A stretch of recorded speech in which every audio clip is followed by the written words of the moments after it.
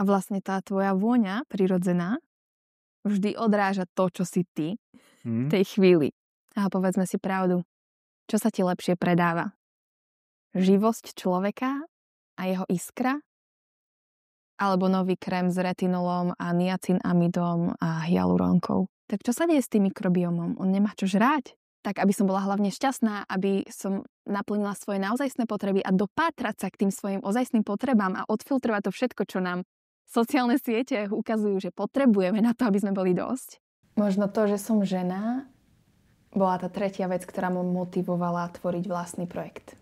Či už máme dominanciu toho estrogenu alebo progesterénu, to je obrovský rozdiel. Ideálne sa z kozmetiky nemá dostať do krvi nič. Samozrejme, to nie je úplne tak. Deodorant sme potrebovali, tak som ho skúšala vyrobiť. A skúšala som ho fakt vyrobiť 3 roky a bolo to hrozné. Keď je človek zdravý, má dobrú stravu, tak vlastne aj tá jeho vôňa ho môže dotvoriť.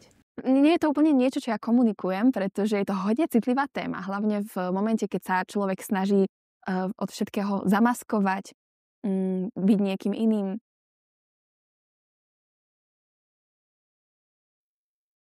Moni, co se ti vybaví jako první, když se řekne Monika Vikarská?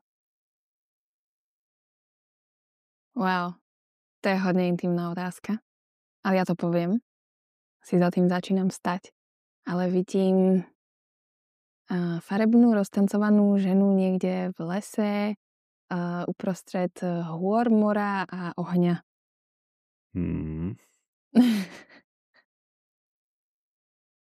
Když jsem přemýšlel, co bych odpověděl já, tak by napadlo krásná žena, ještě krásnější úsměv, akroyoga a Vikarská Symbiotics. Uvidíme, co všechno z toho proberem. Rád bych ukázal divákům, co to je sněhový deodorant. Takže to je něco, co mě hodně zaujalo. A můžeme to směrovat rovnou k tomu. Proč chceme vonět? Proč chceme voňať? To je krásna otázka. A vôňa je jednou zo základných spôsobov, akým vnímame svet. To je jeden z našich zmyslov. Kedysi sme si dokonca rôznymi vôňami dokázali rozpoznávať, či je vo vzduší stres alebo zamilovanie. To sme hodne citliví na tie vône. Dnes vo svete, kde máme všetko prekryté rôznymi vôňami na to, parfémami alebo všetkým vlastne, čo využívame na to, aby sme zmenili tú informáciu vo vzduši, tak tie informácie už v takej miere nedostávame. Ale vlastne vôňa s nami priamo dosť komunikuje. A môže nám hovoriť aj o našom stave zdravia, o našej imunite, o tom, či sa deje v tom našom tele niečo. Niekto je na to citlivejší, niekto menej. Každopádne väčšina z nás používa parfémy, takže tie informácie nejakým spôsobom prehluší. Ale myslím si, že to je ten dôvod, prečo je to pre nás dôležité, lebo je to nejaká informácia. Niekedy sa snažíme niečo skryť, takže potrebujeme ten parfém. To nevravím teraz, že nesmieme používať nič na redukciu nejakého klasického telesného zápachu, ale je dobre s tým pracovať citlivejšie, ako sme zvyknutí. No a to som otvorila takú možno veľkú tému. Já si vzpomínám, když jsme šli s Tesku Českem, nebo když jsme byli delší dobu v přírodě a vešli jsme do místnosti, nebo ne do místnosti, my jsme cítili člověka, který měl na sobě nějaký silnější parfém, už třeba na 100 metrů. My jsme ho neviděli, my jsme ho cítili. Takže věřím, že to fakt máme v sobě a že to můžeme třeba nějakým způsobem rozvíjet a spoléhat se na to.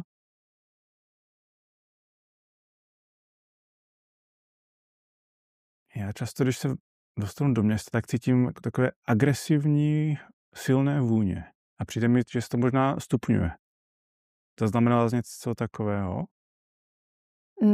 Tak ja som dosť citlivá na parfémy alebo na všetko, čo nie je prirodzené tomu prostrediu, že idem do lesa a cítim zrazu niekoho parfém, tak to asi nie je to, čo očakávam. A zároveň, keď sme v Šalíne, tak môžeme cítiť vôňu kovu alebo tých splínov od aut, ale zároveň môžeme cítiť aj človeka, psa, čokoľvek. A otázka je, ako chceme, aby to ovzdušie vyzeralo. Čo je pre nás to ovzdušie. Ako, podľa mňa to je jedna z tých ciest alebo jeden z dôvodov, prečo človek možno chce meniť prostredie, ale nie sme si toho ako vedomí, že proste máme smog nielen ako v rámci nejakej ekológie zdravia, ale aj v rámci našich vnemov, tých, čo máme v nose, proste v rámci čuchu, v rámci pohľadu, v rámci je iné dívať sa proste na panorámu, ako dívať sa len na 4 steny alebo cestu. Takže vlastne ešte zvuk, napríklad keď ideme v prírode, tak znova to je možno ten vnem, ktorý je iný oproti mestu. To sú veci, ktoré si možno ako neuvedomujeme. Sa to zjednodušuje všetko len na nejaké chemické zlúčeniny, rozdiel mesto a príroda, napríklad už keď chceme ísť k tomuto. Pojďme se teď dostat k vůni a pachu v nějaké mezilidské komunikaci. Mm-hmm. Co mě nejvíc zaujalo a co bych chtěl dostat do světa, je informace, jaký je rozdíl mezi deodorantem a antiperspirantem. Mm-hmm. Deodorant potláča ľudskú vôňu rôznymi cestami a antiperspirant zabraňuje perspirácii, takže poteniu. V preklade antiperspirant sa skladá z látok, ktoré zapchávajú naše potné žľazy. Sú to hliníkové zlúčeniny, ktoré v kombinácii s nejakými soľami v našom pote v potnej žľaze vytvoria nepriepustnú taký štuplík. A vďaka tomu štuplíku sa pot nemôže dostať vonku z tela. A tým, že sa človek menej potí, tak sa mikroorganizmy, ktoré máme na povrchu pokožky, nekrmia tým potom, takže by nemali rásť až v takom množstve. Problém nastáva v momente, keď si človek ten antiperspirant nedá, pretože mikrobióm sa zmení. Bolo to zistené, že vlastne vplyvom hliníkových zlúčenín sa ten mikrobióm upravuje a človek, keď to máme povedať fakt zjednodušene, tak zapácha oveľa viac, ako keby si ho vôbec nedával. Pretože sa alternuje ten mikrobióm tak, že podporuje korinné baktérie, ktoré spôsobia väčší zápach. Deodoranty naopak nerobia nič s perspiráciou, s potením, ale iba nejak maskujú zápach. Môžu pracovať na rôznych úrovniach, môžu pracovať iba na úrovni tej vône ako takej, takže medzi tie zlúčeniny toho, čo nám zapácha, to fakt predstavujeme v nejakých ppm vo vzduchu, čo naše telo dokáže vytvoriť skrze tie mikroorganizmy a ono sa to dostane do vzduchu a tie zapáchajúce zlúčeniny sú rozpoznateľné našim nosom ako jedna molekula medzi 10 000. Takže sú tak intenzívne. Poďme sa zamerať na tie korinné baktérie, že ich tvoria oni. A deodoranty môžu akoby maskovať tie zlúčeniny tak, že tam do toho vypustia nejaké ďalšie vône, napríklad citrusy alebo kvetinky alebo čokoľvek ďalšie. A neznamená to, že tá zlúčenina, ktorá nášmu nosu nevonia, sa tam nenachádza. Iba je proste prekrytá. To je něco jak v těch reklamách, že tam lítali ty molekuly a vždycky ta správna je chytila a obalila. No, ani nemyslím si, že to ani o obalení, iba ako doplní. Jo. Že to je ako keby... Když jsou vedle sebe a ona je třeba intenzivnější, tak my víc vnímáme třeba ty vůni citrusu. V podstate áno. Alebo si to môžeme predstaviť ako... Asi každý už má dneska skúsenosť s nejakými nechutnými výživovými doplnkami, napríklad ako tie proteínové rôzne šejky, ktoré sú horkasté, tak ich zamaskujú tak, že tam dajú niečo k tomu sladké. Ale to neznamená, že to nie je horké, ale snažíme sa to ako vykompenzovať nejakou ďalšou chuťou. Tak niečo podobné môže robiť deodorant, ktorý je založený iba na tom, že doplňa tie molekuly, ktoré zapáchajú tými, ktoré voňajú a nejak dúfajú, že to proste ako dobre vykráti v tom našom vnímaní.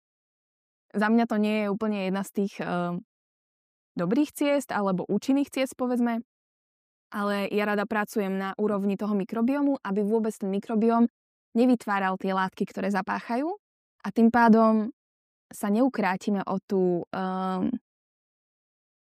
tú proste olfaktorickú komunikáciu medziľudskú, takže jeden druhého môžeme cítiť aj nosom, ale nebude to ako nepríjemný zápach. A fakt nehovorím o tom, že sa hovorí, že človek si na to zvykne, na ten vlastný zápach. Tak nehovorím o tom, že si máme ako zvykať na to, že naše telo zapácha, ale vlastne tie mikroorganizmy môžu vytvárať aj veľmi príjemné kvetinové vône, sladkasté. a verím, že to je niečo, čo... Ja mám rada... Nie je to úplne niečo, čo ja komunikujem, pretože je to hodne citlivá téma. Hlavne v momente, keď sa človek snaží od všetkého zamaskovať, byť niekým iným. A či už v tej vôni, alebo v dekoratívnej kozmetike, alebo v obliekaní. Proste máme naše rôzne identity, ktoré sú dané nejakým štandardom spoločnosti alebo akýmkoľvek iným štandardom, ktorého sme súčasťou v našej komunite. Ale rada hovorím, že snehový deodorant podporuje tvoju vlastnú vôňu, ktorá sa môže stať tvojim osobným parfémom. Pretože keď je človek zdravý, má dobrú stravu, tak vlastne aj tá jeho vôňa ho môže dotvoriť.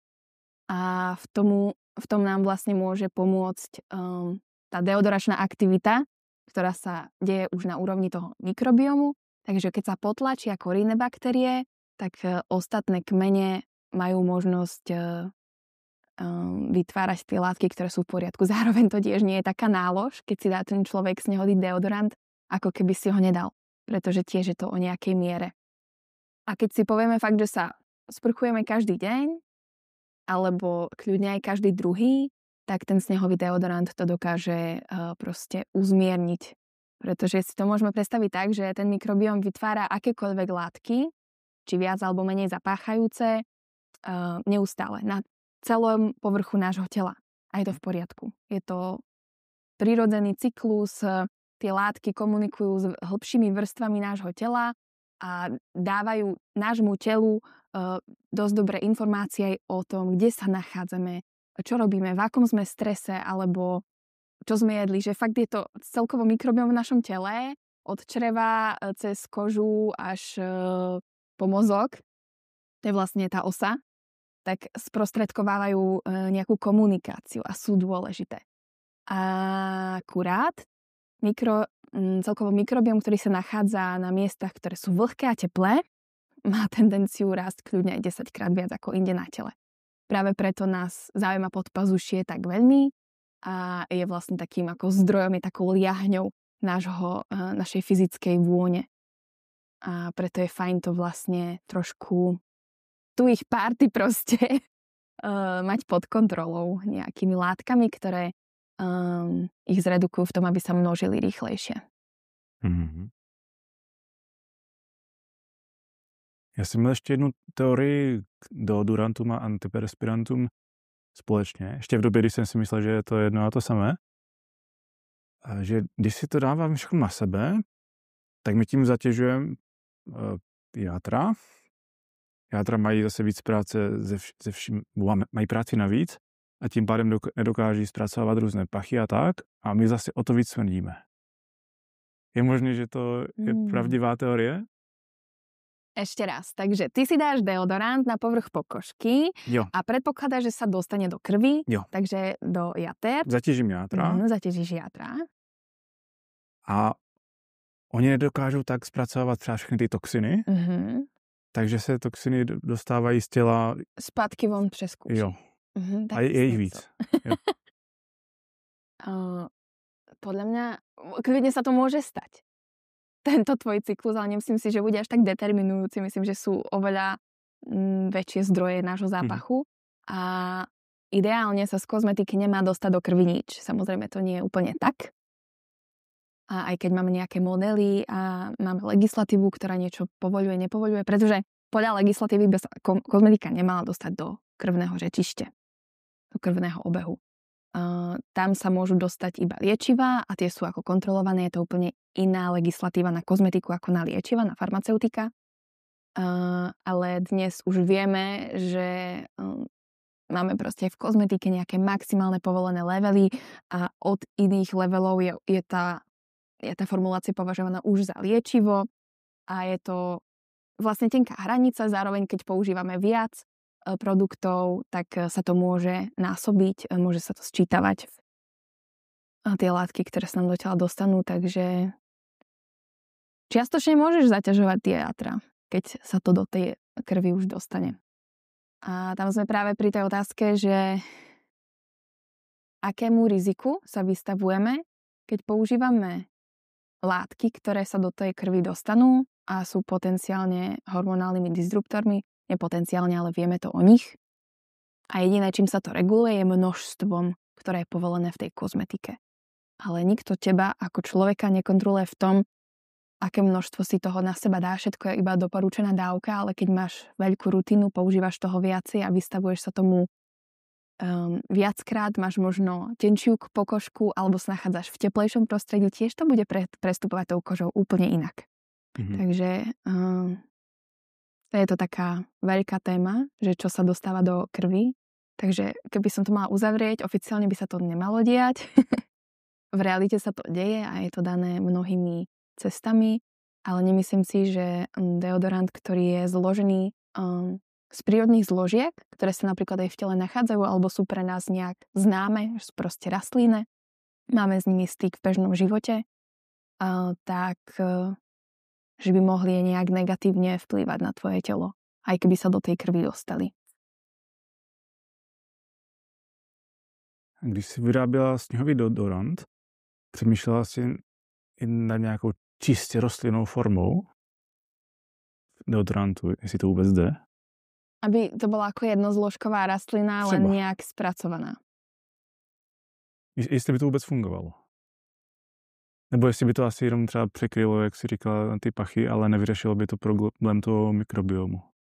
Tak teoreticky, ale môžeš si vybrať, že si na seba budeš dávať iba levanduľový olej a kryť ten pach tým, že tam medzi tie molekuly zapachajúce od tých korinobakterií dáš levanduľové linalóly a potom sa to nejak vykráti. Alebo ten nos to nejak inak vyhodnotí. Ale tých prístupov je najlepšie využiť čo najviac.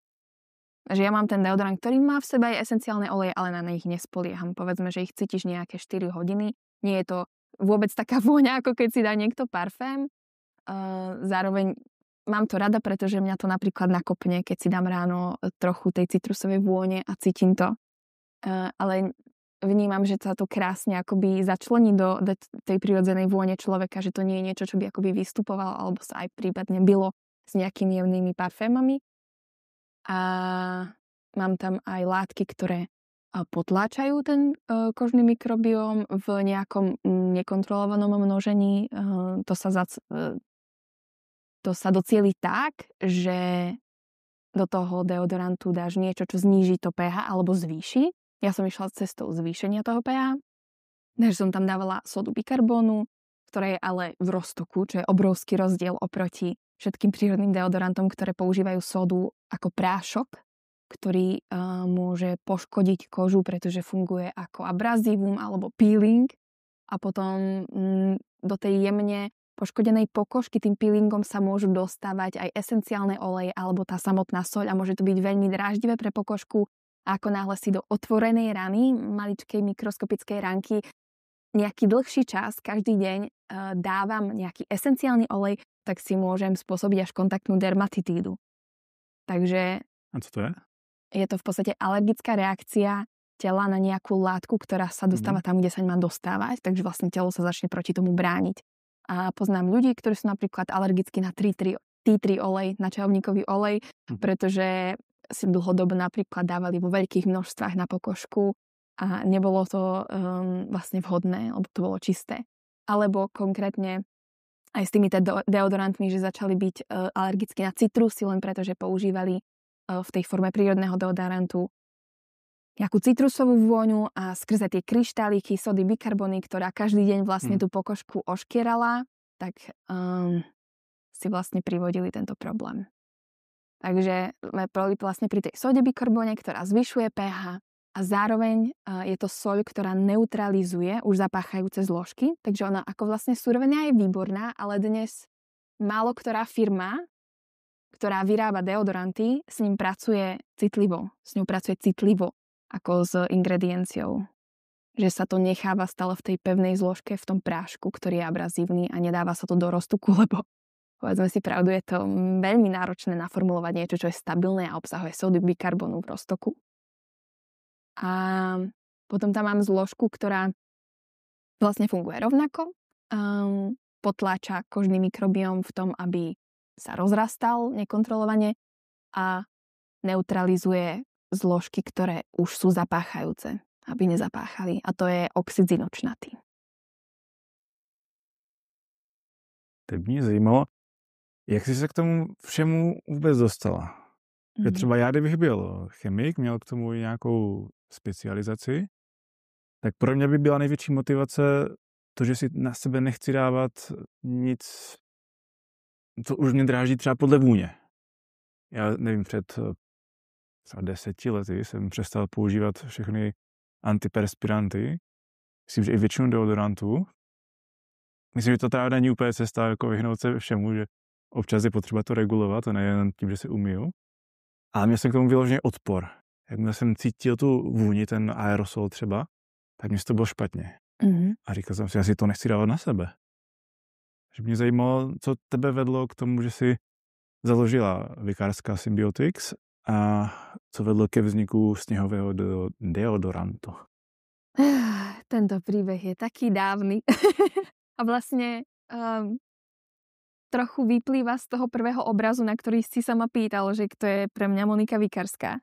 Tak ja som milovala veci ako skúšať vytvoriť, pretvoriť, pochopiť vlastne tým, že ich držím v ruke a od základu ich proste nejak buď replikujem, alebo ešte vylepším. Takže to začalo, ja neviem, keď som mala 5 rokov a začala som doma variť vlastné recepty a mala som skvelú mamu, ktorá mi v tom nechala priestor a svoju prvú kuchárskú knihu som napísala v 6. Takže ako mali sme taký ročníkový projekt, takže som si to vybrala ako tému. Takže mala som jednak na to priestor, tie veci skúmať a tvoriť a bol to taký môj, ja nechcem povedať únik, ale taký môj svet, taká bublina, do ktorej sa zavriem. A po strednej škole, alebo povedzme v tom poslednom ročníku, kedy som si povedala, že ja sa zameriam na maturitu, potrebujem sa fakt učiť a všetky tie svoje hobbies, ktoré som mala, asi 1 až 2 krúžky denne a z 5 rôznych odvetví, tak som si povedala, že to vypúšťam a idem sa fokusovať proste na prácu a idem sa dostať na dobrú vysokú školu. Samozrejme, ja tak vôbec nefungujem a zistila som to, takže namiesto toho, aby som robila to, čo som si dala ako cieľ, tak som robila všetko iné, len nie to, čo som mala. A zistila som, že keď už som fakt unavená a nemôžem sa ďalej učiť, tak ešte do 2:00 v noci si dokážem čítať o výrobe kozmetiky, až ma to úplne fascinuje, že toto ja by som dokázala vyrobiť. Takže už to nie sú tetovačky alebo farby na sklo, ktoré som miešala doma z lepidla a temperiek kedysi. A krásne fungovali, takže som mala radosť. Ale vlastne pochopenie toho fyzického sveta, jeho štruktúr, jeho materiálov a vytvorenie niečoho, podľa mojej predstavy, či už je to v kuchyni alebo v tej kozmetike, tak to je proste nejaký môj spôsob seba vyjadrenia. Milujem ako tvoriť fyzické veci. Či už je to kozmetika, alebo teraz napríklad vo voľnom čase nejaké šperky z toho, čo nájdem v lese, alebo proste nejaké maličké, drobné, krásne veci. Ten šperk, co máš ty na sobě, si taky vytvářela? Áno.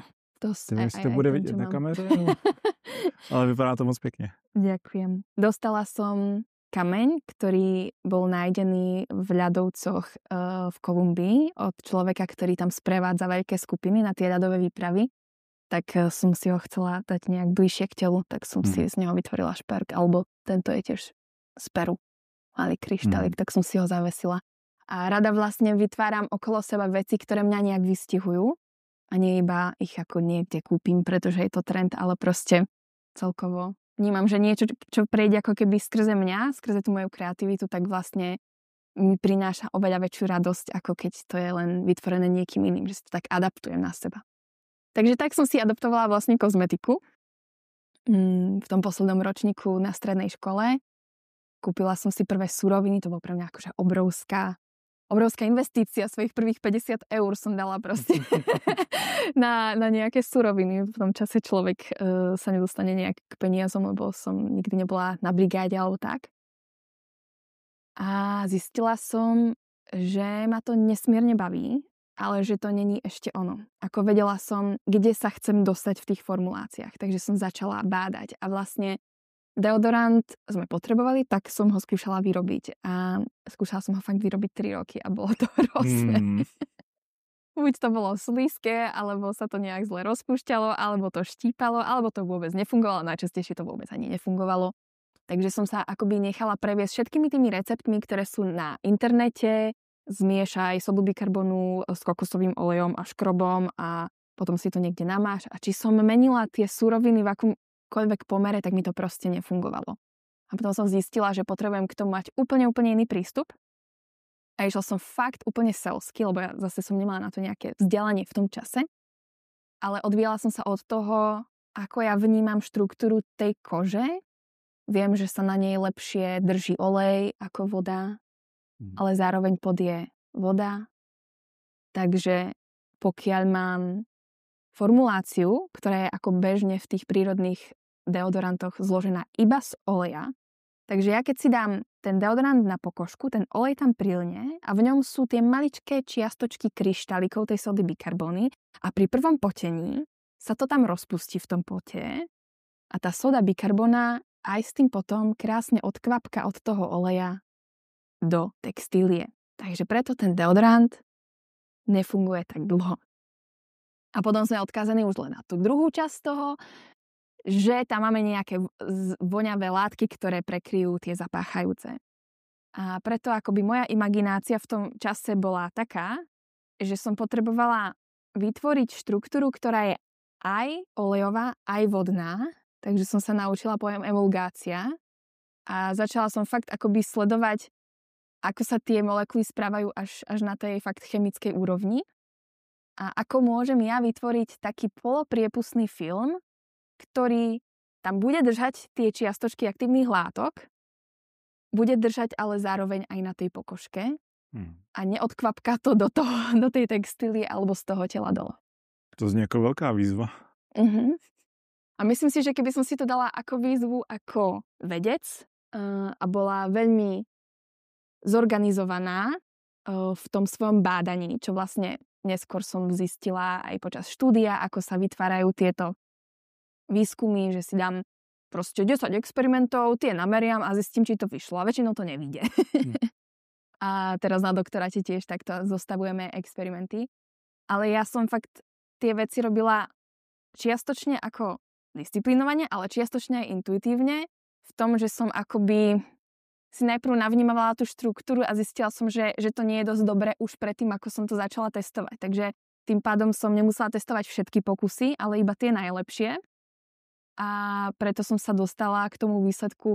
Není to až tak rýchlo, no minimálne tie 3 roky mi to trvalo, kým sme sa dostali ku formulácii, ktorá naozaj fungovala. A potom ďalšie minimálne 2 roky mi trvalo, kým som z tej formulácie, ktorú som vytvorila, ju tak modifikovala alebo tak vylepšila, aby som ju dokázala jednak replikovať, že za každým je rovnaká. A aby jej výroba netrvala 4 dní, ale iba pár hodín. A to bolo extrémne náročné. Lebo práve tou dĺžkou toho zrenia, tej štruktúry, som si určovala, akú to má mať povahu a to všetko som potrebovala ako keby nasúkať do 8 hodín, aby som to bola schopná proste a potom niekde vyrábať aj vo väčšom množstve. No a teraz sme znova ako pri tom scaling upe pre ďalšími otázkami, ako vyrobiť ideálne 5-krát viac. A je to fyzicky extrémne náročné. Sa mne vždy smejú, že odkiaľ mám také bicáky, že nechodím do fitka, tak hovorím, že proste ja miešam deodorant. A co ti dalo motivaci vydržet to třeba těch 5 let, než vznikne ten finální produkt? To je dobrá otázka. Asi zvedavosť. To je najväčšie. A druhé, ľudia. To, že mi niekto napísal alebo zavolal a povedal, že hej Moni, milujem tú vôňu, ale večer už trošku sa cítim, nemáš niečo, trochu mi to príde lepkavé, není to až tak, a že ako náhle mi niekto povie, že čo konkrétne je problém, tak v mojej hlave to je jasný cieľ, idem za tým, idem to nejak odstrániť a ešte keď mi povie, že no vzal by som aj možno mamke a 3 kamošom, potreboval by som 5 kusov, tak do budúceho týždňa ja úplne v tej chvíli sa zapnem, otváram svoje tajné pokladnice plné surovín a idem to skúšať. Takže určite moja vlastná zvedavosť, ale zároveň ľudia. Bez toho by to vôbec neexistovalo. A to bol ten dôvod, prečo som vôbec začala, pretože mohlo to kľudne zostať na tej úrovni, na ktorej to bolo, že som vytvárala kozmetiku pre svoju rodinu, pre priateľov, spolužiakov, známych. Ale ten dopyt, tá poptávka bola proste už väčšia a ja som si povedala, že no buď to skúsim, alebo to zavriem, pretože už na to nemám priestor. Takže buď v tomu, ako fakt venujem tie hodiny, ktoré by som potrebovala a normálne to nacením a budem to predávať, alebo si poviem, kašlem na to, nie je to tak dobré, alebo bavilo by ma radšej napríklad robiť výskum a idem úplne naplno do výskumu.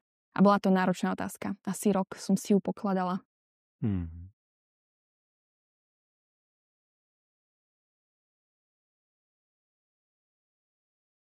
Jsi říkala, že si hodně věcí dělala jako podle sebe. Jaké je to podnikat jako žena? Protože dnešní svět je takový spíš mužský, v něčem možná až strojový, že prostě jedem, nezastavíme se. Ale jako žena máš cykly a je potřeba to asi nějak zohlednit. Jak s tímhle pracuješ, jestli s tím pracuješ?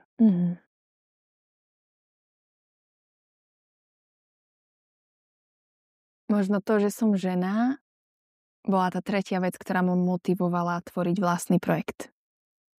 Pretože som bola súčasťou skvelého výskumu napríklad v Norsku, alebo som bola súčasťou veľmi progresívneho prostredia v nejakej firme, kde sme vyrábali kyselinu hyaluronovú, mala som to v rámci bakalárskej práce.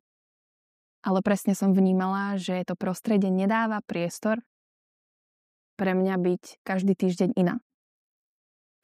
A vedela som, že keby, že tam sa upíšem, čo ja by som dokázala sa niekde upísať kľudne na pár rokov, pretože viem byť aj ambiciozná a mať nejaké ciele, či už výskumné alebo kariérne. Takže by to nemuselo byť dobre pre moje zdravie. Každý je na to podľa mňa rôzne citlivý. Ja som na to citlivá dosť. A práve preto si vytváram to pracovné prostredie sama, kde svoj vlastný cyklus dokážem lepšie rešpektovať. Ale nie je to jednoduché. Hlavne keď sa snažíš uživiť seba alebo ešte ľudí, ktorých zamestnávaš a netlačiť na pílu a pracovať iba toľko, čo je potrebné, to je potom už dosť o nejakém levele sebauvedomenia, sebalásky, takže to sú témy, s ktorými ja pracujem, pretože koľkokrát viem, čo mám urobiť, ale nechcem si to napríklad dovoliť, lebo mám pocit, že to ale už musíme dokončiť, že už na to nie je čas, ale áno, v tomto je to veľký rozdiel, pretože keď sa pozrieme iba na hormonálne levely muža, vám sa to proste mení v rámci jedného dňa. Nám sa to mení, ale v rámci mesiaca. A či už máme dominanciu toho estrogenu alebo progesterénu, to je obrovský rozdiel. Fakt to je pre mňa, ja sama seba vnímam ako 4-krát Monika počas mesiaca, alebo 3-krát. Že to má rôzne nejaké fázy. Minule som si uvedomila, že to rozdeľujem ja sama skôr ako na nejaké 3 fázy ako 4. Ale pre mňa je veľmi dôležité s tým sa naučiť pracovať a rešpektovať sa v tomto. A nie je vždy jednoduché si to ústať pred mužmi, pred podnikateľmi. Aj teraz vlastne na niečo narážam v tomto svete, kedy moje vízie sú skôr hodnotové. Ja vnímam ten produkt ako nejakým vyjadrením seba a rada by som bola, aby ten pohľad na život skrze produkt sa mohol rozmnožiť medzi ďalších ľudí, pretože to ako je to moja cesta, akoby nejakej sebalásky toho, že si dovolujem žiť život tak, aby som bola hlavne šťastná, aby som naplnila svoje naozajstné potreby a dopátrať sa k tým svojim ozajstným potrebám a odfiltrovať to všetko, čo nám sociálne siete ukazujú, že potrebujeme na to, aby sme boli dosť. Dnes hlavne sociálne siete, poďme to tak ako zmenšiť na túto jednu oblasť. Tak bola by som rada, keby skrze tie produkty sa tá myšlienka dostala aj ďalej a boli by sme ochotní viacej ten život naozaj žiť akoby z hĺbky toho. Žijeme len preto, aby sme žili, inak vlastne všetko medzi tým je taká zámienka to nežiť. Takže táto časť sa, keď to znova mám ako generalizovať, a mužom ťažko vysvetľuje a radšej by počuli, aký chcem mať obrat za 5 rokov a do akej krajiny sa chcem dostať a ktorý trh je ten správny na penetráciu a mňa to častokrát unavuje, pretože tak ako moja kozmetika vznikla z toho, že ju ľudia potrebovali, tak takisto vnímam, že by sa v ideálnom prípade mala rozniesť aj ďalej. A tiež vnímam to, že ja potrebujem len, aby som si verila tomu, že to bude dosť dobré. A že to postačí na to, aby sme mali napríklad v konečnom dôsledku nejaký obrat, ktorý uživí celú tú firmu, všetkých tých ľudí, aby sa to proste nejak postupne, ako sa rozbaľuje uzlíček, tak ja vnímam tiež akoby rast tej firmy tak, že niekde príde nápad, ty potrebuješ produkt vyrobiť, ale zatiaľ ešte nemáš peniaze na účte, takže vlastne sú to také malé risky toho, či to bude fungovať, aby si potom spätne mal z toho obratu možnosť napríklad zafinancovať ďalších ľudí alebo ďalšie stroje a tak ďalej. Takže je to vždy taký akoby uzlíček a ja mám zatiaľ tú stratégiu svoju veľmi takú prízemnú, žiadna agresívna propagácia, marketing, preto podľa mňa aj väčšina z ľudí, ktorí sa na toto bude dívať, nebude poznať moju značku. Ale stále si dávam otázku, že do akej miery chcem vlastne podporovať napríklad Metu a dávať jej peniaze za to, že mi prinesie zákazníkov a do akej miery ja to vlastne nechávam na tom organickom raste a na tej ľudskej, osobnej stránke toho celého a či je to vôbec dnes možné. A to je vlastne taká moja otázka, kde sa mi bijú nejaké hodnoty s nejakým možno perspektívou alebo možno aj sebaláskou v tom, že by som si chcela dovoliť napríklad mať tím. Že to by bolo ako super. Ja milujem ľudí, milujem s nimi pracovať, doplňať sa, počúvať ich, vytvárať spoločne a už dlhodobo sa cítim napríklad v niektorých rozhodnutiach viac sama.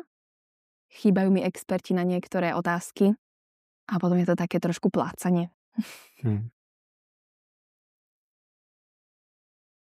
No, co se týče těch hodnot, tak toto taky v podcastu řeším, jestli si dát nějakou reklamu, nebo to nechat víc volně. Já si dávat jenom nějaký ty short reels, jak se to jmenuje, ani pořádně nevím, ale z toho má člověk jednu informaci vytrženou z kontextu, která může zavíst úplně někam jinam, než třeba jsem plánoval. A pokud si nedá ten čas, že si poslechne hodinový rozhovor, tak z toho nemá to, co chci já předat. Takže taky přemýšlím, jak si tohle nastavit, ale zároveň vidím, že pokud se někdo tomuto věnuje, tak má ty čísla větší. Takže to je takové dilema, jak moc do toho zasahovat, nezasahovat. Sám jsem zvědavý, jak to dopadne. No. Vnímam, že je v tom dobré nájsť nejakú zdravú mieru. Nevyhýbať sa veciam, ktoré existujú a nemôžem strčiť hlavu do piesku. To, že tam sú sociálne siete a to, že ja sama skrze ne dokážem nájsť veľa spoluprác alebo produktov, alebo zistujem si referencie na niečo. Proste je to fakt. A potom už je len otázka, do akej miery to chcem využívať a či to musí byť len jedna cesta alebo jedna z tých ciest. Ale je to náročné vôbec táto téma. Pojďme se trošku ponořit do sociálních sítí. Mně přijde, že tam teďka strašně, nebo nejen sociální sítě, všude, spousta rad, jak máme žít, co máme dělat a že se v tom člověk pak začne ztrácet ještě víc. Na druhou stranu mi to přijde, že tím se dostáváme víc sami k sobě. Že jak jsme tak brutálně přehlcení všema radama, tak už v tom nevidíme smysl a opravdu se opřeme o to, kdo jsme, co cítíme. Takže vidím v tom i něco pozitivního. Ten obraz sa mi vlastne dosť páči, čo si povedal. Že človek začne byť tak závislý na tom rýchlom dopamíne. Vlastne si to uvedomme, hej, že my sa tu teraz rozprávame, rozvíjame nejakú jednu tému. Je to vlastne dosť pomalé, pretože to je to, ako vážne ten mozog funguje.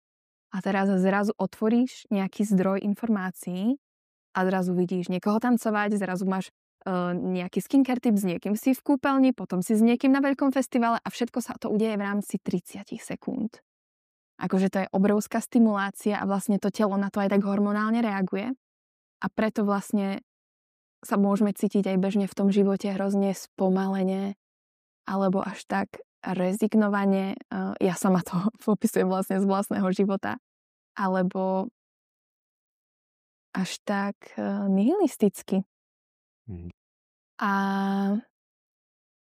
presne ako hovoríš, ja sa tiež dostávam teraz do tohto bodu, ako inak so sociálnymi sieťami pracujem v tej práci, že tam tvoríme content, v ktorom vidím zmysel, ale stále vlastne si tam, otvoríš to a je to droga a je náročné sa nepozrieť na to, čo tvoja blízka priateľka zažíva v Mexiku.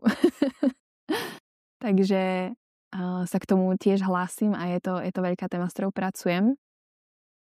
Ale potom ten moment, kedy sa rozhodneš akúkoľvek technikou vnímať na sebe ten rozdiel, keď tie sociálne siete nemáš až tak v tom poli. Tak áno, presne ako hovoríš, dostane ťa to viac k tým svojim zdrojom. A je to také vtipné, že vlastne na to, aby sme objavili nejaký vlastný zdroj, potrebujeme sa vystaviť veľkej hrozbe. Inak bez tej hrozby človek nevie, že vie rýchlo utekať. Pokiaľ to neskúša každé ráno a nemá to v rámci nejakej disciplíny, že chodí behať. Nebo nestíhá autobus. Alebo nestíhá autobus.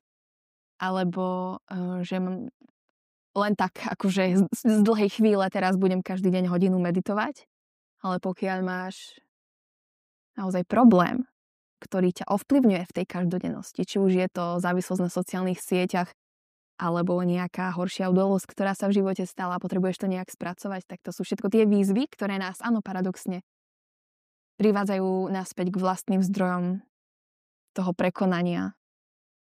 Takže myslím si, že v konečnom dôsledku bude našou najväčšou silou sa od toho odpútať.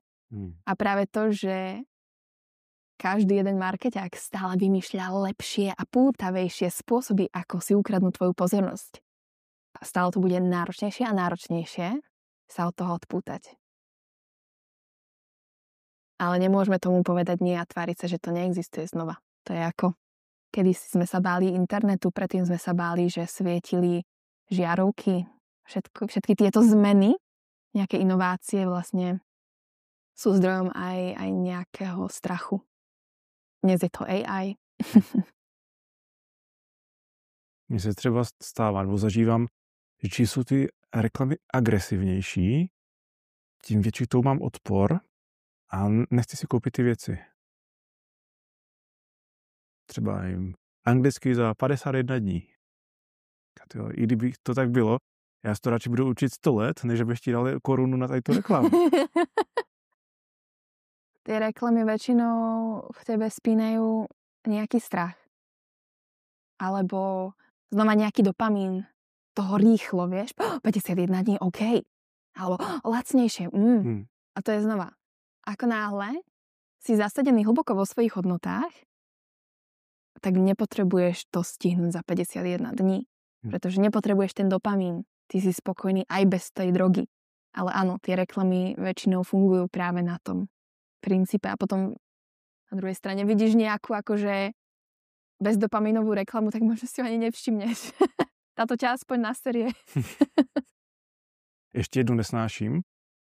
To je reklama na školení na umělou inteligenci a bude tam začíná. A teď mě dobře poslouchejte. A já říkám, ne, nebudu tě poslouchat. Okamžitě to vypínám.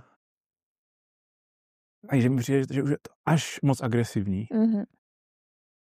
Že v evoluci jsou takové případy třeba jelenu, že měli jste furt větší a větší rohy, nebo parohy, nebo jak se tomu říká, až jsou tak velký, že jim zavazí a oni mají problém třeba utíct před predátorem v lese. Takže možná to je podobný princip, nevím, ale napadlo mě to.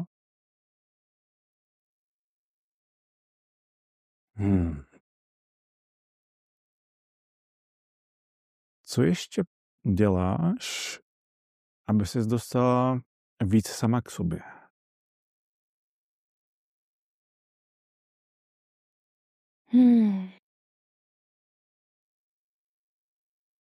Ja sa dostávam k sebe hlavne cez pohyb. A milujem pohyb, ktorý je súčasťou viacerých zmyslov. Takže napríklad tanec, že je tam aj hudba, ideálne na nejakom krásnom mieste, znova v nem. Takže milujem akoby zaplňať tieto svoje zmysly hodnotnými vnemami.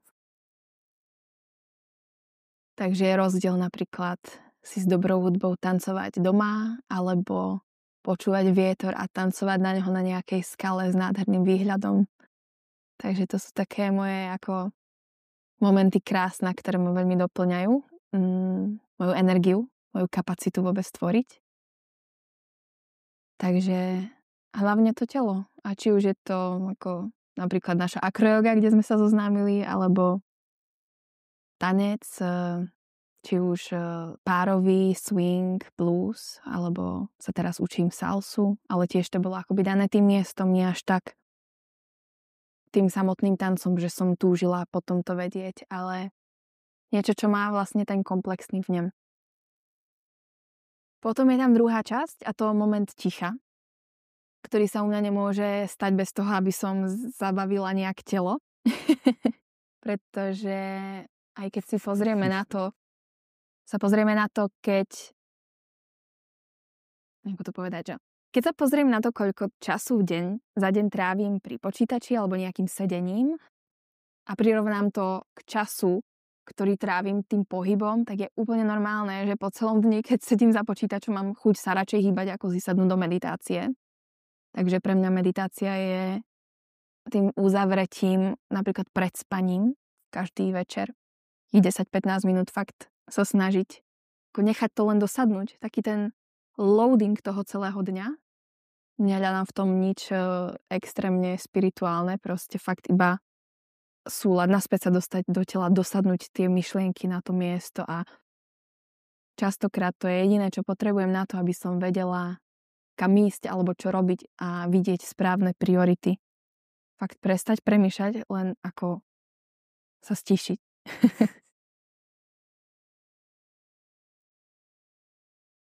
Když si třeba v tom párovém tanci, vybíráš si partnery i podle vůně? Řekněme vědomě. Nevědomě pravděpodobně, jo, ale vědomě. Veľmi vedomie odmietam partnerov podľa vône. Je to zaujímavé, že málo kedy cítim ako vôňu, ako príjemne, že niekto mi voní a tak idem za ním.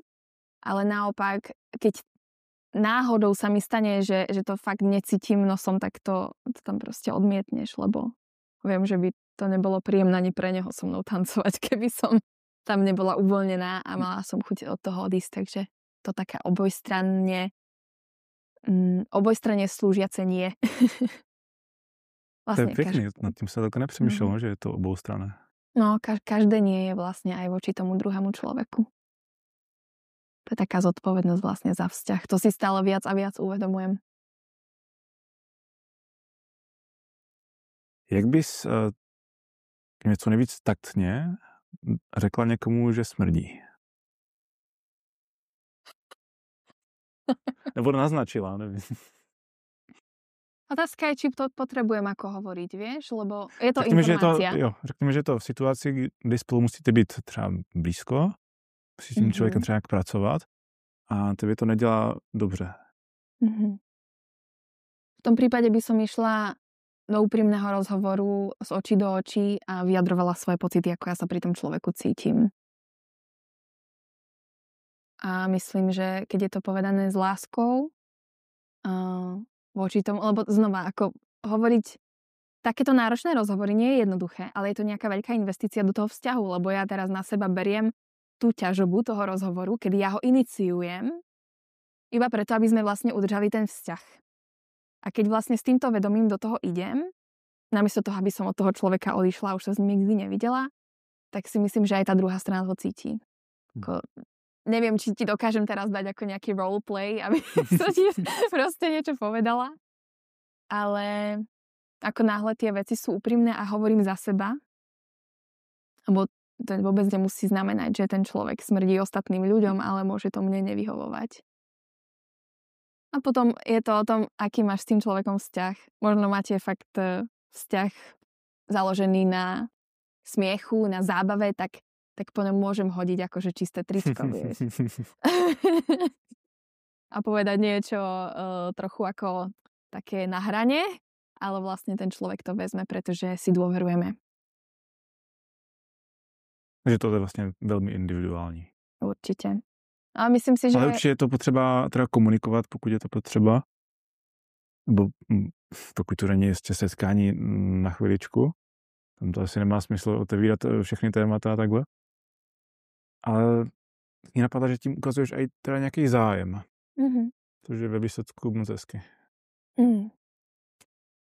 Ja mám rada ten obraz toho, napríklad keď sa pozrieme na sesterstvo, že tá žena, ktorá ti napraví korunku, ktorá bola nakrivo, bez toho, aby si to všimol niekto iný. Že to len vaša vedomosť, no. O taký obrázok z jednej rozprávky, tak to mám proste vždy v mysli.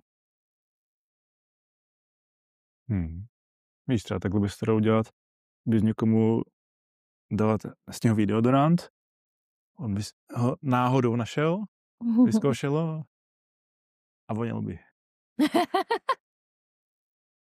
Áno. A nebo říct, jo, já tady teď testuju novou vůni, nechceš vyzkoušet a dát si zpětnou vazbu?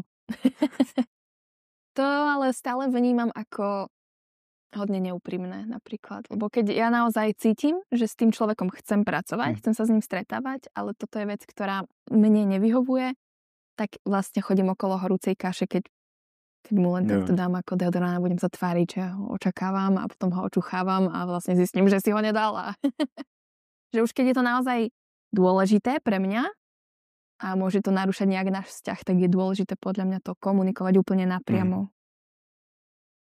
Čo si o tom myslíš ty ako chlap? Máš to rád takto napriamo? Dokáže to taky zranit, když je to napřímo. Obecně mám teda radši věci napřímo celkově, nechodit okolo horké kaše, ale taky jsou věci, které dokážou hodně ublížit. A když se ten člověk snaží to udělat aspoň trošku citlivě, aspoň vidím tu snahu, že se mi to prostě nevpálil přímo do ksichtu, tak už to je pro mě něco navíc, co mi pomáhá to přijmout. Ja vnímam v tomto, že je dôležitý ten zámer, že prečo ti to ten človek hovorí a ten zámer z toho vnímaš. Či je to ako naozaj zo srdca, alebo ťa chce zhodiť a vlastne odplašiť. Alebo už to je preňho samotného tak strašne za hranicou, že v tom nedokáže mať emóciu. Tak je už to aj o tom, vieš. Keby ja som nosila deodoranty každý týždeň, tak už si neviem, dokiaľ už som na to vysolila 10 deodorantov, ktoré si dostal zadarmo a už ma hneváš, že si ho proste nedáš. Tak samozrejme potom už to bude bolieť, keď ti to poviem, ale to je možno tá neúprimnosť, ktorá si myslím, že je lepšie, keď je komunikovaná čím skôr, kým to cez tie moje hranice nejak ako prerastie. A môžeme sa o tom pobaviť, možno zistím, že ty proste ten deodorant nechceš používať a máš na to svoje dôvody a nebudeš a možno to bude dôvod, prečo my už nebudeme spolupracovať. Alebo si iba telefonovať online. Pravda, že kolikrát to člověk ani nemusí tušit, že? Takže to může brát jako takové vysobození. To je druhá vec, že človek možno nevie prečo toľkí ľudia od neho ako odchádzajú a ty mu vlastne urobíš tú službu, že mu to povieš.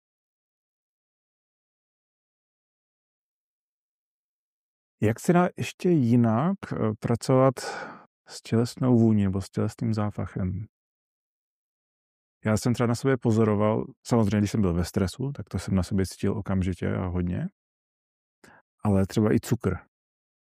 Když jsem delší dobu nejedl cukr, pak jsem snědl 3 tabulky čokolády, tak jsem to na sobě cítil hodně rychle. A čo si cítil?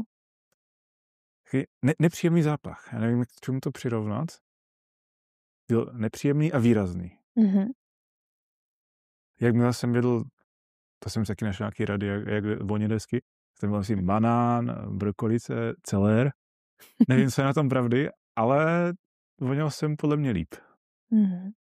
Možná jenom kvůli tomu, že to bylo zdravější. Jo. Takže si sa ma pýtal, akými cestami ešte môžeme zmeniť vlastnú telesnú vôňu. Jo. A ideálně, aby jsme zůstali sami sebou co nejvíc. Mm-hmm. Řekněme, že může třeba vonět fakt jenom nějaká složka jídla, kterou jíme, a nevím, česnek, nebo pokud to někdo přehání, a to může být něco, co druhého hodně dráždí, takže tím, že by vynechal nebo omezil česnek, tak najednou bude vonět i té druhé osobě, s kterou třeba chce trávit čas. Mm-hmm. Načal si veľmi zaujímavú tému, lebo si sa spýtal, že čo môžem robiť, aby som voňal čo najviac ako ja? Alebo ak správne chápem tú otázku. A vlastne tá tvoja vôňa prirodzená vždy odráža to, čo si ty v tej chvíli. Takže keď si vystresovaný, tak to odráža to, čo si ty. Keď si možno nešťastný a potrebuješ nejak dosytiť svoju dušu a zješ 3 tabuľky čokolády, tak vlastne potom máš ten priamy feedback toho tela, lebo to si v tej chvíli ty. A je to vlastne v poriadku. Otázka je, čím chceme byť. A sme tým, čo robíme. A nie o čom hovoríme.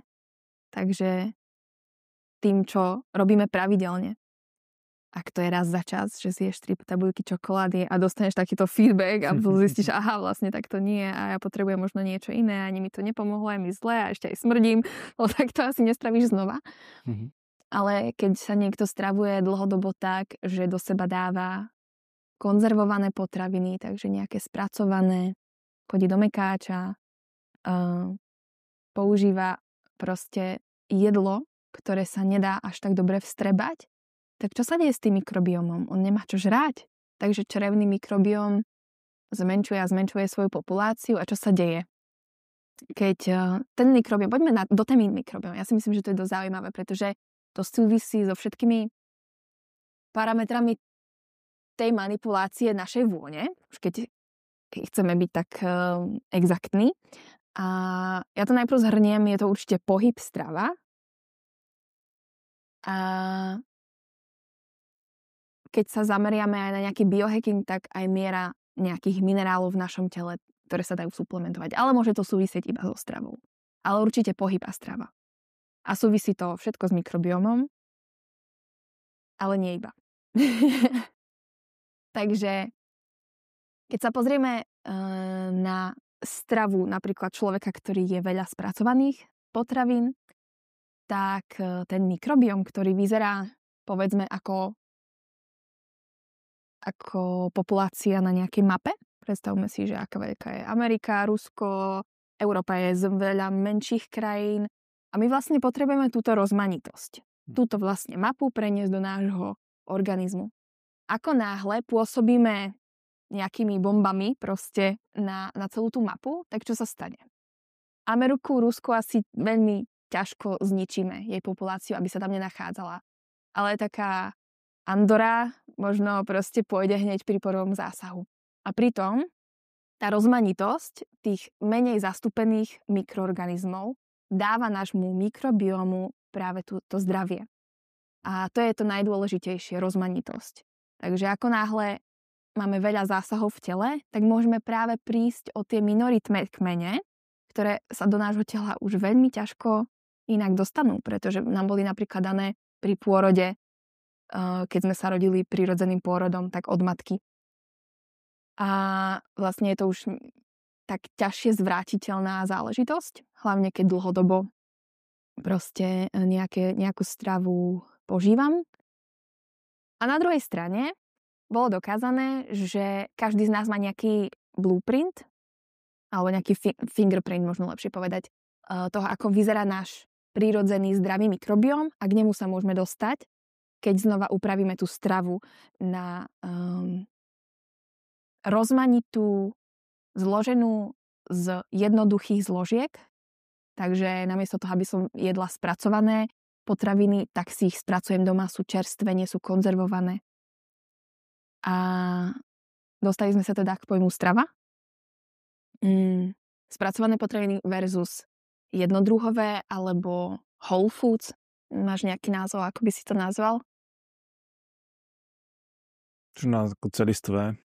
Celistvé potraviny. No, původní, nevím. Proste už je len rozdiel, keď si kúpíš nastruhanú mrkvu v pytlíčku, alebo keď si kúpíš celú mrkvu s vňaťou. Obrovský rozdiel. A to je dôležité si vlastne uvedomiť, že... Když to mě třeba ani nenapadlo.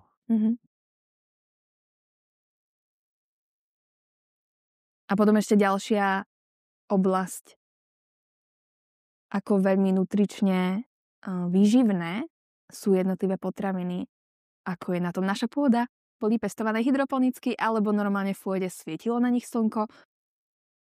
To možno môže vyzerať rovnako, tá paradajka, ale keď sa pozrieš na chemické zloženie, je to fakt veľký rozdiel. Takže dostali sme sa k strave a k mikrobiomu, pretože ten črevný priamo ovplyvňuje ten náš kožný. A kozmetika je možno nejakých 30%. Ja hovorím, že kozmetika je výživový doplnok. Je dôležité tú kožu vyživovať aj zvonku. Hlavne na miestach, ktoré sú neustále nahé a vystavené vonkajším vplyvom, ako je naša tvár. Ale nie je to jediná cesta k tomu zdraviu. No a druhá oblasť je pohyb, pretože ako náhle sa spotíš a rozplúdiš lymfu, tak podporíš látkovú výmenu. Ako náhle máš rozprúdenú lymfu, tak do buniek preniká viacej živín a to je strašne dôležité si uvedomiť, že vlastne lymfa nemá svoju pumpu. Krv má pumpu. Máme srdce. Ale lymfa sa rozprúdi len a len pohybom. Len zvýšeným srdečným tepom. Takže sauna ideál. Sauna tiež. Ale znova, to som možno trošku pomiešala. Srdečný tep je jedna vec. V saune sa ti určite zvýši, ale tým rozprúdiš krv. Neviem do akej miery lymfu. Asi do nejakej miery tiež. Ale... Když pak teda, nevím přímo k sauně, ale když pak vlezeš do toho ledového jezírka, kde se ti zase všechno stáhne, tak já myslím, že to jede. Určite je to prepojené. Ale znova, toto nie je úplne moja téma, nie som fyzioterapeut. Ale viem, že aspoň moja masérka mi vždy hovorí, že je dôležité začať od lítok tú masáž lymfatickú. Takže vlastne beh, chôdza sú dôležité na to, aby sme rozprúdili lymfu. Víš, další důvod, proč chodit.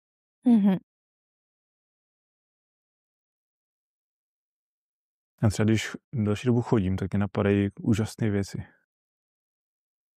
A i ty problémy se začínají rozplývat, řešit. Takže teďka, když budu chodit s vědomím, že ještě rozplodím lymfu. Lymfu, jo? No. Řekl lymfu. Tak to bude to příjemnější.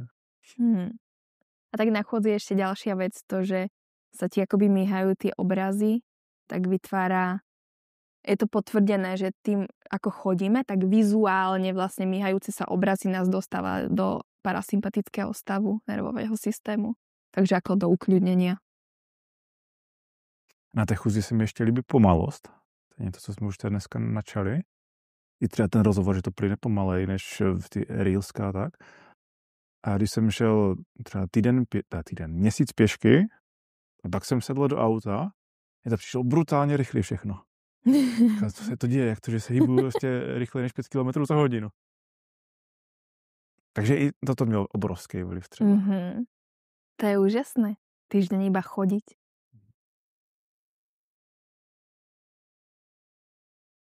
No a pravda, že fakt nejen tím, že jsem byl teda v přírodě, to bylo asi hlavní, ale i tím, že to bylo pomaly, tak mě to krásně uklidňovalo.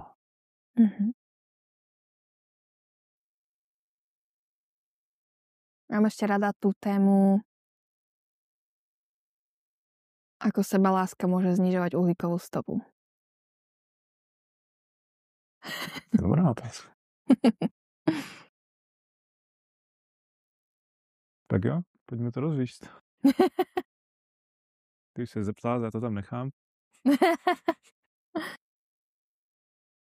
Predstav si človeka, ktorý je so sebou spokojný.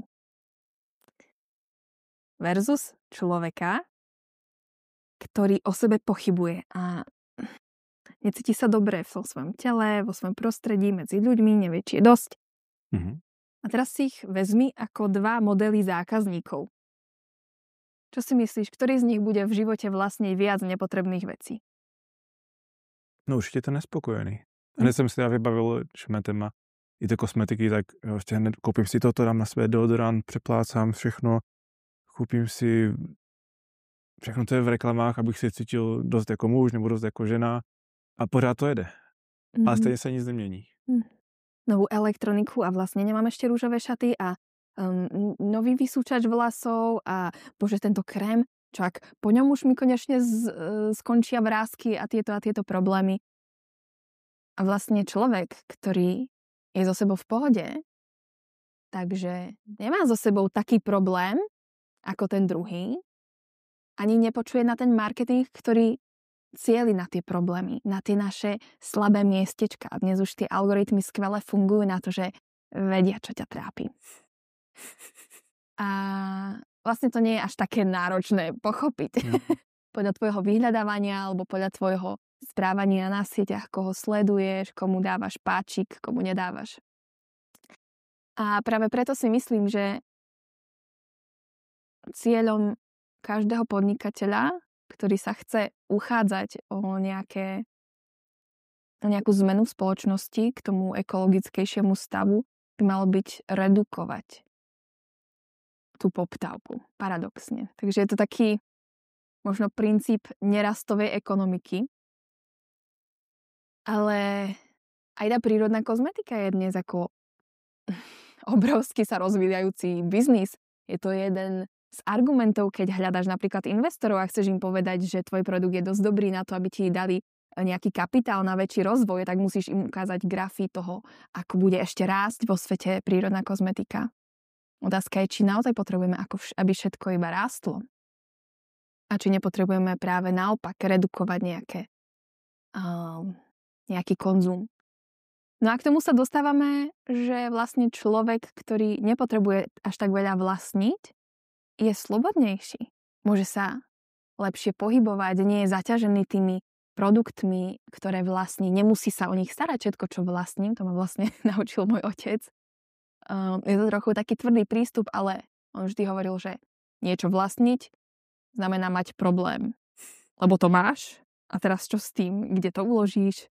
Musíš sledovať spotrebu, alebo keď je to niečo väčšie, musíš sa o to starať. Potrebuje to nejakú údržbu, pozornosť. Berie ti to tvoju pozornosť.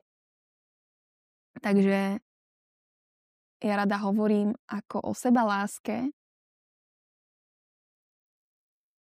ako o kľúči k tomu znížiť uhlíkovú stopu.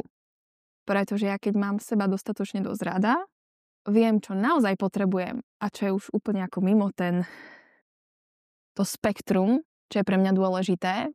To nepotrebujem na to, aby som sa cítila lepšie, zdravšie, pretože ja viem, ako si to dať. Aj bez toho dávam si napríklad dostatok len času a pozornosti, tak tie veci vlastne nepotrebujem. Takisto nepotrebujem 20-krokovú rutinu a mať každý mesiac nový produkt a stále si čítať o tom, čo je nové na trhu a čo je účinnejšie na vrásky a aký retinol je teraz v hre ako ten najlepší. Ale proste mám jednu rutinu, dávam sama sebe priestor, čas, pozornosť. Používam stále to isté, funguje to, nemusím sa pýtať, že či to stále funguje, lebo vidím, že to funguje, nemusím nachádzať nič ďalšie. Je to dosť náročne marketovateľný topik, náročná téma v tom vlastne si stáť za tým, že je v poriadku to mať pomaly a že naozaj kozmetika nedokáže zo dňa na deň ani ďalším novým výskumom viac, ako je možné. A že je naozaj lepšie pre tvoju mentálnu pohodu, pre tvoju sebahodnotu, pre tvoje celkové zdravie, dlhovekosť radšej cvičiť 15 minút denne, ako mať 4 nové krémy. A paradoxne, tá uvoľnenosť v tvári, tvoja spokojnosť zo života ťa urobí oveľa krásnejším človekom na pohľad fyzicky, ako akýkoľvek krém alebo vyplňač vrások alebo čokoľvek ďalšie. Já mám pocit, že to z toho člověka doslova prozáří ven. A že pak, když má třeba vrásky nebo tak, že buď si to ani nevšimneš, anebo ti to připadá krásný. Možná spíš ta druhá varianta. Takhle jsem potkal jednu paní na Fisherman's Trailu v Portugalsku. Měla tak 60-70 let Ale už z dálky jsem poznal, jak je fakt nádherná uvnitř. Mm-hmm. A to ovlivnilo i to, jak jsem ji vnímal, když pak přišla blíž. Tak jsme si povídali. Ale hezky, že zrovna řekla take your time. A já jsem byl zrovna takový trošku naspídovaný, abych stihl vlastně co nejvíc kilometrů. Tak jsem se nadechl, zpomalil a užíval jsem si ten trek vlastně o kus víc. Mm-hmm. Otázka je, či by ti pripadala krajšia, keby mala o 3 vrásky menej. Myslím, že bych si toho vůbec nevšiml. To, co si vybavuju, tak jsou ty oči. A ten pocit. Mm-hmm. Takže možná, kdyby měla všude vrásky, kdyby měla popálený obličej, nevím co, já bych si to možná ani nevšiml. Mm-hmm. A kdyby jo, tak bych to neřešil.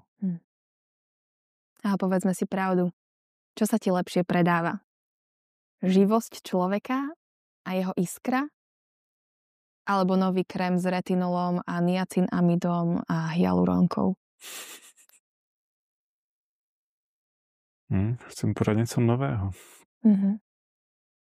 Ale to je presne ono, že možno aj tým, ako sa tie sociálne siete rozvíjajú a je to už fakt na hrane, kedy máme veľmi blízko ten crash, ten dopamínový, že to nemôžeš do nekonečna tie svoje zdroje hormónov plýtvať na niečo. Proste príde ten moment, keď si povieš, že dosť a budeš s tým musieť niečo robiť ideálne v nejakom zodpovednom meritku, takže psychoterapia alebo abstinencia od toho dopamínu a tak ďalej. A potom prídu na rad naozaj tie podstatné veci.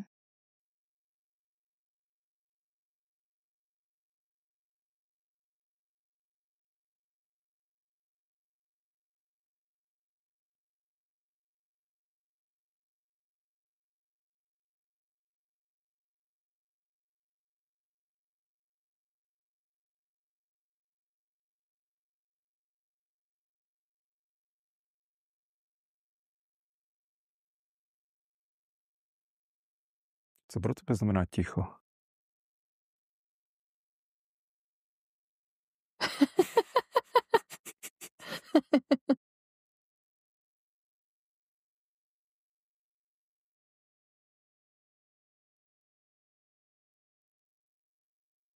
Ticho. Ticho vo svojej podstate neexistuje, dokým sme živí. Ale keby som mala povedať, čo pre mňa v tomto fyzickom vnímaní znamená ticho, tak to je absencia vonkajších vnemov. Takže to, čo bežne nie je až tak počuť, pretože je to prehlušené, tak v tej chvíli zrazu je počuť. Takže vlastne ticho je to, keď počujem seba. A zistíme, že vlastne naše telo je hrozne hlučné. Sa ozýva neustále v tej dutine našej telesnej, to srdce, a že počujeme, ako sa nám jednotlivé tekutiny prelievajú v tele. Že fakt sme sa a kosti. To nie je len naša hlava a to externé.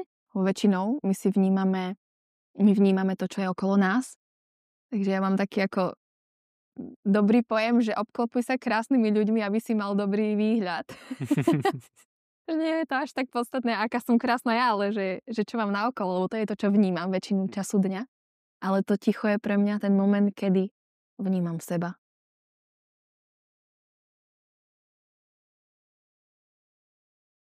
Já třeba vnímám, že když jsme se potkali dneska, tak na začátku jsem byl trochu nervózní a to ticho jsem vnímal úplně jinak, než teďka před chvílkou, když jsme si dali chvíličku ticho. A to bylo takové příjemné ticho. Mm-hmm. Jsem necítil žádný tlak. Užíval jsem si to. Nechám to i v tom podcastu. Můžete nám napsat, jak se cítíte, když je 15 vteřin ticha třeba. To se ve vás začne objevovat, jestli něco. To je vlastne krásna predstava, že niekedy dostať možnosť ticha je obrovský dar. Lebo ako vyhradiť si na to sama ako priestor, aby som sa zastavila malá zrazu to ticho, tak stále sa niečo deje, ale mať možnosť sa rozprávať a zvoliť si to spoločné ticho, tak tam sa dejú veci. Môžu sa tie myšlienky pekne usporiadať, uložiť, vykryštalizovať. Přijde mi, že to je takový luxus, který si nemoc často dopřejeme vzájemně. Často čekáme, až bude ticho, abych teď mohl mluvit. A teď využiju toho, že můžu mluvit a jedu. A přitom myslím si, že stačí vnímat jeden druhého a poznáme, kdy chce někdo něco říct, nechce říct, kdy potřebuje ticho, nepotřebuje. Ale to je princíp kooperácie versus súperenie. Či ja chcem teraz povedať viac ako ty, alebo to lepšie a správnejšie, alebo či vlastne sme v tom nejak spolu a je to náš projekt. To je jeden z důvodů, proč jsem ty otázky, které jsem si pro tebe připravil, nechal doma. Po cestě jsem si připravil jenom tu jednu otázku na začátek a těšil jsem se, co společně vytvoříme právě tady a teď.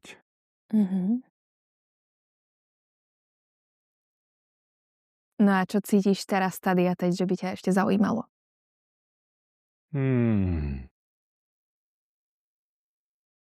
Já teď cítím velký vnitřní klid. Takže si myslím, že pro mě by byla každá další otázka zbytečná. Tak to znie, ako že sme vyčerpali všetky témy pre dnešok. Děkuji za rozhovor. Ďakujem aj ja tebe za pozvanie. A vám, že ste sa na to dívali.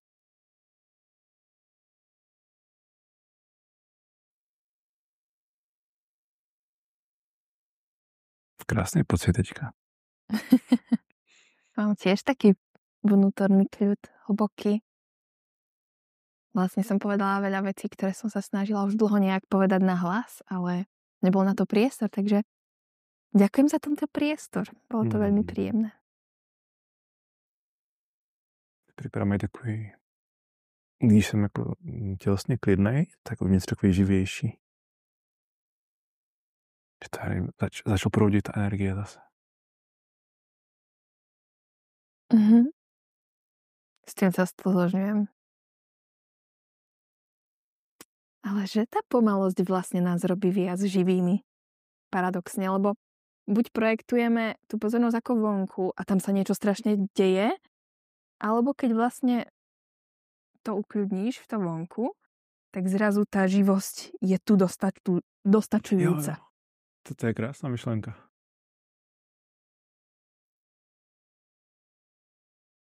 A ja mám ešte taký príbeh, keď som sa učila na tú maturitu a mala som potrebu neustálých impulzov zvonku, pretože bolo pre mňa ťažké sa akoby sústrediť.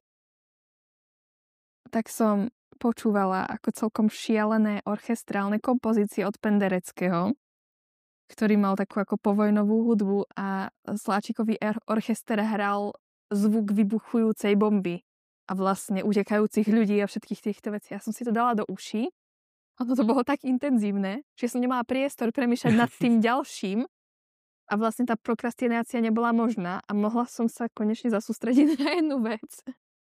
Ale už mi to nefunguje. Už nie som tak zrýchlená ako kedysi. Už by ma to teraz otravovalo. Teraz už mám radšej binaurálne beaty.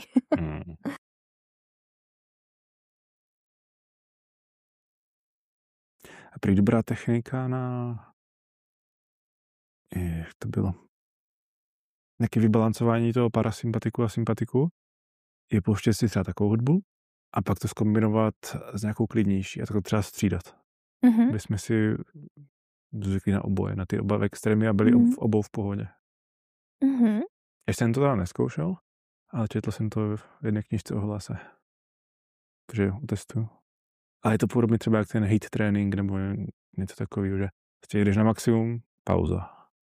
Na maximum, pauza. Zaujímavé. Alebo ako ja sa potrebujem najprv hýbať, až potom meditovať. a tak je dobré ako mať tie nástroje a využívať každý vtedy, keď je naozaj potrebný. Jo. A nezamieňať si to. Práve kvôli tomu mne väčšinou nefungujú dobre nejaké striktne dané úkony, disciplína, pretože aj keby som šla meditovať, ja viem, že mi to len zhorší napríklad stav a radšej potrebujem robiť niečo iné. Alebo som jeden čas každé ráno 15 minút cvičila, ale potom som sa ráno budila s tak obrovskými myšlienkami, ktoré som chcela rýchlo zapísať a si hovorím, nie, teraz budem cvičiť. Ja som nemohla cvičiť, ja som musela písať. Takže niekto to dokáže naplánovať si ten vývoj energie, ja to tak proste nemám. Taky ne, vůbec. A pak si připadám, jak kdybych se znásilnil, když jdu proti tomu. Teď, abych si odškrtl, že to dělám každý den, tak teď jdu dělat prostě nějaké cvičení nebo tak. A přitom se mi prostě vůbec nechce. Je to výjimečně teda, ale bývá to, no. A už jsem si teda na to zvykl, že to neřeším, že tak nebudu disciplinovaný, no. Co se stane. A otázka je ještě, že prečo sa mi nechce, no. Jo, to jsem dneska taky zažíval, když jsem si chtěl zacvičit, tak jsem byl takový unavený. A nakonec jsem si řekl, když si zacvičím, tak se budu celkově cítit líp, chci se naladit na rozhovor, tak si zacvičím. A pak to opadlo to prostě. Tak to je super. Som napríklad pol roka nutila cvičiť a potom som zistila, že mám chronický únavový syndrom. A že fakt po každom cvičení som bola na tom len horšie a ja som si myslela, že cvičím málo a že to je tým, že už som dlho necvičila, tak som cvičila viac a bolo mi ešte horšie. Až potom mi niekto proste povedal, že to existuje a že mám všetky symptómy.